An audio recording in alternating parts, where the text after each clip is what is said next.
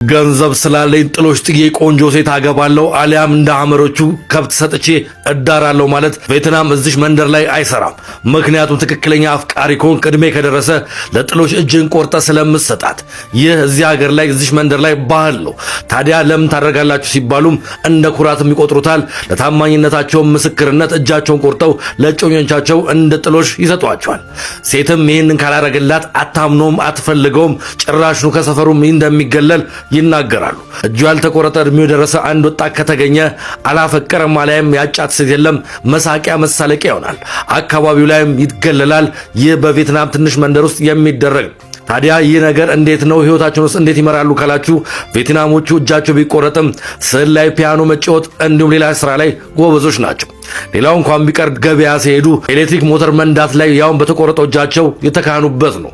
ሴትም ይሄንን ትላለች፣ ለኔ ታማኝነቱን ካሳየ ካፈቀረኝ እጁን ይቁረጥ እንጂ ሌላ የሚሰጠኝ ነገር ወዲያ ይጣለው ትላለች። እሱም ይሄን ሳረግ ምን ያህል እንደማፈቅራት እንድታውቅልኝ ነው ይላል። እጃቸውን እየቆረጡ ለሚስቶቻቸው የሚታዩት የቬትናም ወጣቶች ይህንን ይላሉ። እናም ያገርስ በእኛ ሀገር ጥሎሽ ብዙ አይነት አለ።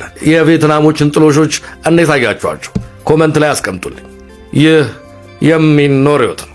ሰላም